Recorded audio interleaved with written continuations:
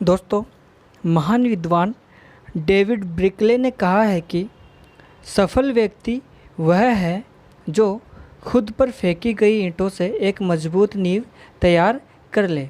तो हेलो दोस्तों, मैं रवि कुमार आपका स्वागत करता हूं आपके अपने यूट्यूब चैनल स्टडी विद ज्ञानी टीचर में। दोस्तों, हम प्रकाश के बारे में पढ़ रहे थे और हमने प्रकाश का परावर्तन, अपवर्तन, पूर्ण आंतरिक परावर्तन तथा प्रिज्म द्वारा जो वर्ण विक्षेपण है उसको हमने पढ़ लिया है। दोस्तों, आज की वीडियो में हम गोलीय दर्पण द्वारा प्रतिबिंब निर्माण को पढ़ेंगे। दोस्तों, इस वीडियो को आप पूरा देखें, प्रत्येक स्टेप को ध्यानपूर्वक देखें। दोस्तों, लास्ट में मैं आपको एक ऐसी ट्रिक बताऊंगा, ऐसी एक सारणी बताऊंगा जिसे याद करते ही दोस्तों आप किसी भी क्वेश्चन का आंसर दे सकेंगे। दोस्तों, तो आप दोस्तों वीडियो को पूरा देखें, कोई भी जो स्टेप है वो मिस ना करें। अगर आप स्टेप को मिस कर दोगे दोस्तों तो आपको जो हमारी ट्रिक है वो पसंद या समझ में नहीं आएगी। तो दोस्तों आप वीडियो को पूरा देखें, उसके बाद ही आपको वो ट्रिक या टेबल समझ में आएगी। तो चलिए दोस्तों शुरू करते हैं आज की अपनी ये वीडियो।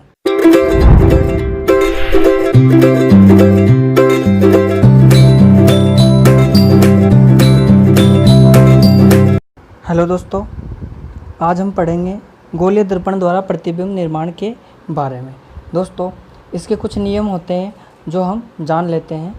ठीक है दोस्तों, तो पहला नियम है हमारा कि जब प्रकाश किरण मुख्य अक्ष के समांतर गुजरती है, दोस्तों यानी मुख्य अक्ष के समांतर जब प्रकाश किरण गुजरती है तो परावर्तन के पश्चात फोकस से गुजरेगी। कैसे गुजरेगी दोस्तों? देखिए, जैसे ये गोलीय दर्पण है, ये इधर इसके पॉलिश हुई है और ये है मुख्य अक्ष। ठीक है, क्या है कि जब कोई प्रकाश किरण मुख्य अक्ष के समांतर गुजरती है तो परावर्तन के पश्चात ये फोकस से गुजरेगी। ठीक है दोस्तों, पहला नियम हमारा ये है। अगर बात करें अगले नियम की, तो अगला नियम है जब प्रकाश किरण फोकस से गुजरती है तो परावर्तन के पश्चात, यानी कहाँ से गुजर रही है दोस्तों? फोकस से। तो परावर्तन के पश्चात ये मुख्य अक्ष के समांतर दिशा में चले जाती है। कैसे जाती है दोस्तों? देखिए, हमारा ये वही गोलीय दर्पण है और ये हमारे यहाँ वस्तु रखी हुई है। ठीक है, यहाँ से किरणें निकली, ये फोकस से गुजर के टकराने के पश्चात, परावर्तन के पश्चात दोस्तों ये मुख्य अक्ष के समांतर चली गई। ठीक है दोस्तों, इस तरीके से दूसरा नियम होगा। अगर बात करें तीसरे नियम की, तो तीसरा नियम है कि जब प्रकाश किरण वक्रता के अंदर, दोस्तों वक्रता के अंदर होता है सी, उससे गुजरती है तो परावर्तन के पश्चात पुनः उसी दिशा में लौट जाती है। तो दोस्तों देखिए,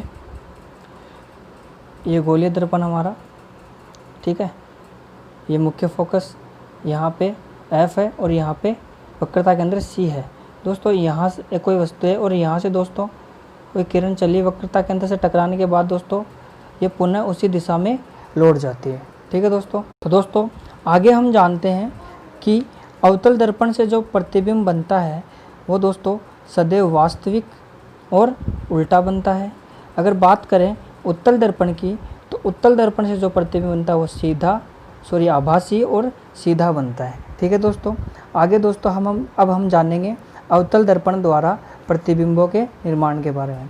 दोस्तों, अवतल दर्पण द्वारा जो प्रतिबिंब निर्माण होते हैं उसकी 6 स्थितियाँ होते हैं। तो दोस्तों जानते हैं पहली स्थिति के बारे में। पहली स्थिति है दोस्तों कि जब वस्तु अनंत पर हो, यानी वस्तु अनंत पर रखी हो तो प्रतिबिंब फोकस पर बनता है। दोस्तों ये किस प्रकार बनता है? तो चलिए जानते हैं डायग्राम से। दोस्तों ये देखिए, ये अनंत पर कोई वस्तु रखी हुई है AB। ठीक है दोस्तों, इससे किरण चली जो कि मुख्य अक्ष के समांतर चली और दर्पण से टकराने के पश्चात ये फोकस से गुजर गई। सेम ऐसा ही हुआ, एक किरण और चली, ये भी टकराने के बाद फोकस से गुजर गई। दोस्तों ये दोनों किरणें जहाँ टकराती है F पर, यानी फोकस पर टकराती है, वहीं प्रतिबिंब का निर्माण होता है। आप देख सकते हो कि यहाँ प्रतिबिंब का निर्माण हो गया है। दोस्तों अगर बात करें इस प्रतिबिंब की प्रकृति की, तो यह प्रतिबिंब वास्तविक होता है तथा वस्तु से बहुत छोटा होता है। दोस्तों अगर बात करें हम वास्तविक प्रतिबिंब कब बनता है और आभासी प्रतिबिंब कब बनता है, तो दोस्तों जब प्रतिबिंब दर्पण के आगे बनता है तो वास्तविक बनेगा और दर्पण के पीछे बनता है तो आभासी बनता है। ठीक है दोस्तों, आगे हम जानते हैं अगली स्थिति के बारे में। दोस्तों दूसरी स्थिति है कि जब वस्तु वक्रता केंद्र और अनंत के बीच में हो। ठीक है दोस्तों, तो प्रतिबिंब कहाँ बनता है? वक्रता केंद्र और फोकस के मध्य बनेगा। कैसे बनता है दोस्तों, ये भी हम जान लेते हैं। ठीक है दोस्तों, देखिए ये वक्रता केंद्र C है और यहाँ है अनंत। ठीक है, और इसके बीच में ये हमारी कोई वस्तु रखी हुई है। ठीक है दोस्तों, ये जो वस्तु वस्तु रखी हुई है, यहाँ से किरण चली और फोकस से गुजर गई। अगली दूसरी किरण दोस्तों चली जो वक्रता केंद्र से चली और टकराने के पश्चात पुनः उसी दिशा में लौट गई।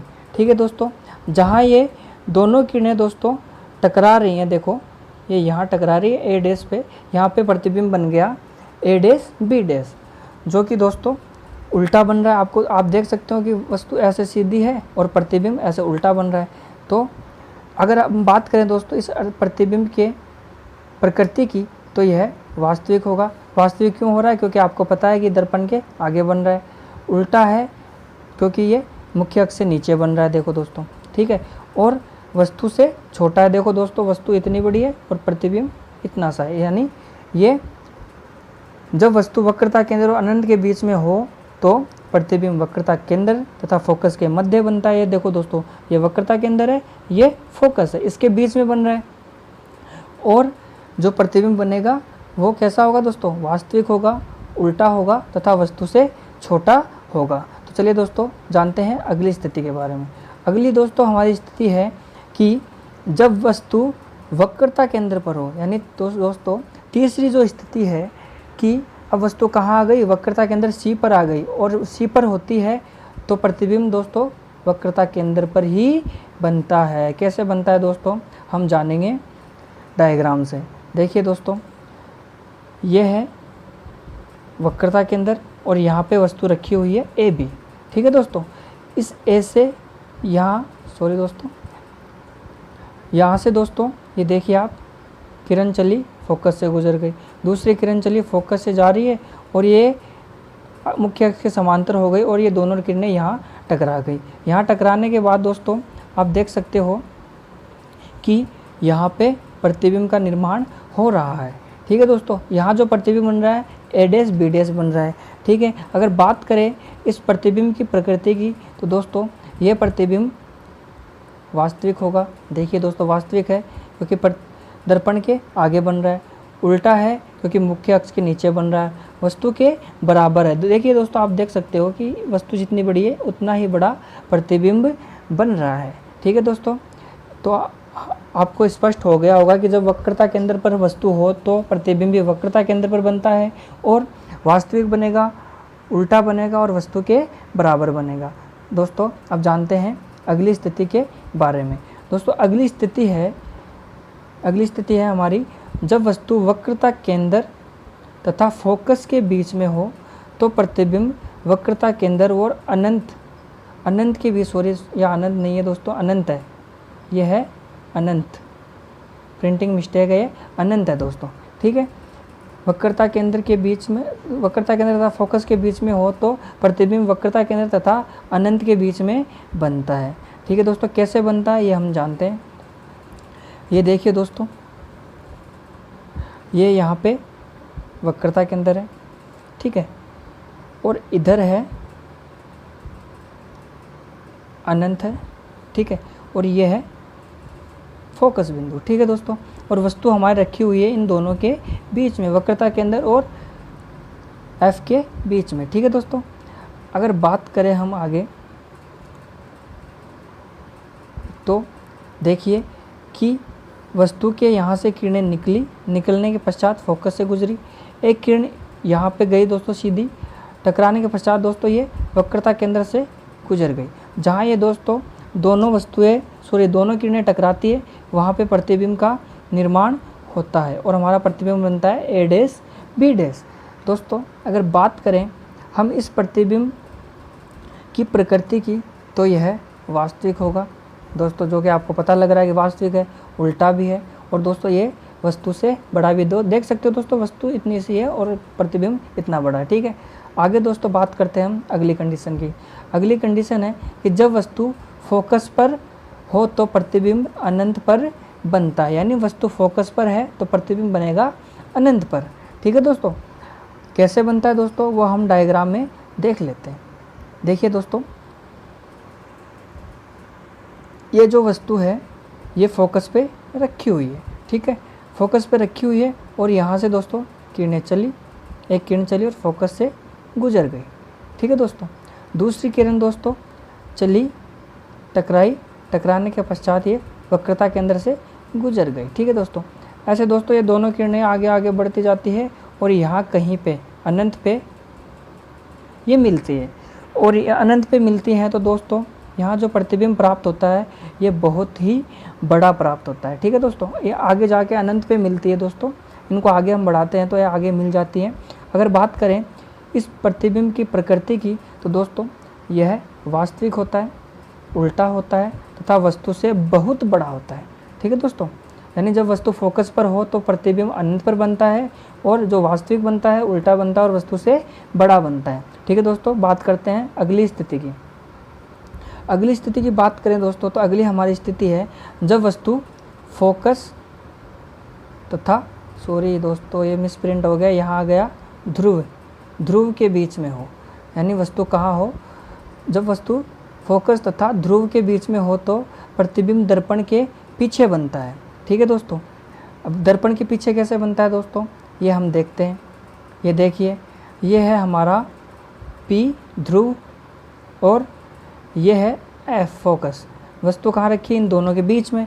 इन दोनों के बीच में जब वस्तु रखी हो तो दोस्तों जो प्रतिबिंब बनेगा वो कहाँ बनेगा, दर्पण के पीछे की साइड बनेगा। देखो दोस्तों, ये एक किरण आई, टकराई, टकराने के पश्चात गुजर गई। दूसरी किरण इधर आई, इधर से टकराने के पश्चात वक्रता के अंदर से गुजर गई। अब दोस्तों ये कहीं मिल तो रही नहीं, अब हमें इन्हें मिलाने के लिए दोस्तों पीछे बढ़ाते हैं। पीछे अगर हमने इन्हें बढ़ाया तो देखो ये यहाँ मिल रही है। ठीक है दोस्तों, यहाँ मिल रही है तो यहाँ प्रतिबिंब बनेगा, जो बन रहा है, जो हम देख सकते हैं कि बन रहा है A' B'। ठीक है दोस्तों, और दोस्तों इस प्रतिबिंब की अगर प्रकृति की हम बात करते हैं तो यह प्रतिबिंब काल्पनिक या आभासी होगा, क्योंकि दोस्तों ये दर्पण के पीछे बन रहा है। ठीक है, और सीधा होगा जो कि वक्रता केंद्र के ऊपर है, सॉरी मुख्य अक्ष से ऊपर है, तो आप देख सकते हो कि सीधा है। वस्तु से दोस्तों ये बड़ा होगा, तो देखिए दोस्तों वस्तु इतनी सी है और ये बड़ा बन रहा है। ठीक है दोस्तों, अब दोस्तों जानते हैं आगे दोस्तों हम पढ़ेंगे उत्तल दर्पण द्वारा प्रतिबिंब कैसे बनता है। दोस्तों इसकी दो स्थितियाँ होती हैं। अगर बात करें पहली स्थिति की तो पहली स्थिति है कि जब वस्तु अनंत पर हो तो प्रतिबिंब दर्पण के पीछे फोकस पर बनता है, यानी जब वस्तु कहाँ हो, अनंत पर, और तो कहाँ बनेगा, फोकस पर। कैसे बनता है दोस्तों ये हम देख लेते हैं। देखिए ये वस्तु है अनंत पर रखी हुई है। ठीक है, यहाँ से किरण चली, टकराने के पश्चात इधर लौट गई, दूसरी किरण चली, टकराने के पश्चात इधर लौट गई, मिली नहीं, तो इनको मिलाने के लिए दोस्तों पीछे बढ़ाया तो ये यहाँ पे फोकस पे मिलती हुई प्रतीत होती है या मिलती हैं। ठीक है दोस्तों, यहाँ मिलती है तो प्रतिबिंब भी दोस्तों कहाँ बनेगा, यहीं पे बनेगा, फोकस पे प्रतिबिंब बन रहा है। ठीक है, कैसा बन रहा है, अगर प्रतिबिंब की प्रकृति की बात करें तो काल्पनिक बन रहा है। काल्पनिक क्यों बन रहा है, क्योंकि ये दर्पण के पीछे बन रहा है। ठीक है दोस्तों, अगर बात करें कैसा बन रहा है तो सीधा ही बनेगा, क्योंकि ऊपर की तरफ बनेगा। ठीक है, ठीक है, वैसे तो ये बिंदुवत बन रहा है लेकिन सीधा ही बनता है। उत्तल दर्पण से मैंने आपको बताया था कि उत्तल दर्पण से जो प्रतिबिंब बनता है वो सदैव सीधा बनता है। ठीक है दोस्तों, और वस्तु से छोटा बनता है दोस्तों, छोटा या बिंदुवत हम मान सकते हैं, ये बिंदुवत ही बन रहा है। चलिए दोस्तों अब जानते हैं अगली स्थिति के बारे में। ठीक है दोस्तों, अगली हमारी स्थिति है कि जब वस्तु ध्रुव तथा अनंत के बीच में हो तो प्रतिबिंब दर्पण के पीछे, यानी ध्रुव तथा अनंत के बीच में हो तो प्रतिबिंब दर्पण के पीछे ध्रुव तथा फोकस के बीच में बनता है। कैसे बनता है दोस्तों ये हम जानते हैं। ये देखिए दोस्तों, ये दर्पण का ध्रुव है। ठीक है दोस्तों, और ये है वस्तु AB, और यहाँ दोस्तों मान सकते हैं अनंत है। दर्पण के ध्रुव और इसके बीच में यह वस्तु रखी हुई है। ठीक है दोस्तों, अगर बात करें हम कि वस्तु से किरणें चली, टकराने के पश्चात निकल गई, दूसरी किरण चली, टकराई और वापस इसी दिशा में आगे क्यों आई दोस्तों? क्योंकि अगर इसे आगे हम बढ़ाते हैं तो ये वक्रता केंद्र पर चली जाती है, और दोस्तों इसे अगर हम बढ़ाते हैं तो ये फोकस से गुजर जाती है। और ये दोनों किरणें दोस्तों देखिए, ये दोनों किरणें यहाँ पे मिलती है, यहाँ मिलती है दोस्तों। एक प्रतिबिंब का यहाँ निर्माण होता है। अगर बात करें इस प्रतिबिंब की प्रकृति की, तो दोस्तों इस प्रतिबिंब की प्रकृति काल्पनिक या आभासी होता है, ये सीधा होता है और वस्तु से छोटा होता है। देख सकते हैं दोस्तों, वस्तु इतनी बड़ी है, प्रतिबिंब इतना बड़ा है। तो दोस्तों मैं आशा करता हूँ कि आपको गोलीय दर्पण द्वारा प्रतिबिंब निर्माण समझ में आ गया होगा। ठीक है दोस्तों।